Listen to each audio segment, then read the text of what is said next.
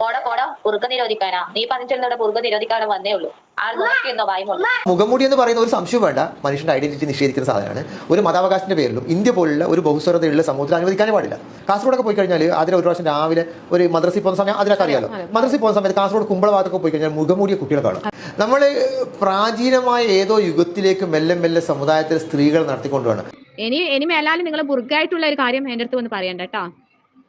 അതെയോ ഇപ്പൊ എല്ലാ ന്യൂസിലും നിങ്ങൾ കണ്ടിട്ടില്ലേ, ഹിജാബിന്റെ പാട്ട് പോലും ഇറങ്ങിയിട്ടുണ്ട്.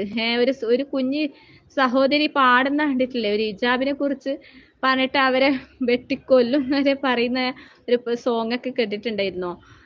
നമ്മൾ പോരാടും, ഹിജാബ് ഇട്ടവരെ നമ്മൾ പോരാട് തന്നെ ചെയ്യും. നമ്മളോട് കളിച്ചാൽ അങ്ങോട്ടേക്ക് പോരാട് തന്നെ ചെയ്യും.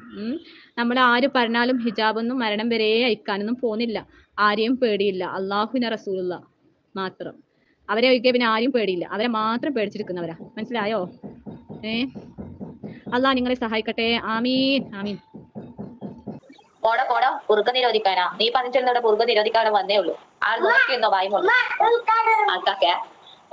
നിങ്ങൾ പറഞ്ഞിട്ടുള്ള ബുർക്ക നിരോധിക്കാനൊന്നും പോകുന്നില്ല കേട്ടോ. നിങ്ങൾക്ക് വെറുതെ വേസ്റ്റാ നിങ്ങൾക്ക് കമന്റ്. ഓക്കെ, നിങ്ങളുടെ പറഞ്ഞിട്ട് നമ്മളുടെ ബുർക്ക നിരോധിക്കുക. അത്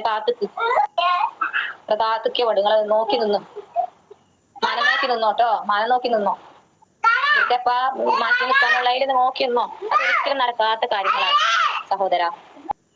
താത്തയല്ല ഇന്ത്യയിലെ നിയമങ്ങൾ തീരുമാനിക്കുന്നതെന്നല്ല, അതൊരിക്കലും നടക്കാത്ത കാര്യങ്ങളാണ്. അത് ഈ റസൂൽ നമ്മുടെ കൂടി ഉണ്ടോ? അതൊരിക്കലും നടക്കില്ല. നിങ്ങൾ വിചാരിക്കുന്ന പോലെ നല്ല. ഓക്കെ, അത് നിങ്ങൾ പറഞ്ഞത് വെച്ചല്ലേ നടക്കും.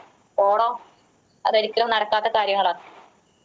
നടക്കും. നീ ഒറ്റ ഒരാൾ വിചാരിച്ചാൽ നടക്കും. ഭയങ്കരം തന്നെ, വേഗം നടക്കും. നടന്നിട്ടൊന്ന് കാണണ്ടേ? അങ്ങനെയൊന്ന് നടന്നിട്ടൊന്ന് കാണട്ടെ. നിങ്ങൾ വിചാരിക്കുന്നു, നിങ്ങളൊക്കെ പറയുമ്പോ നമ്മളൊക്കെ എങ്ങനെ പേടിച്ചോടൂ നിങ്ങൾക്ക് ധാരണ. അതൊക്കെ വെറുതെയാ.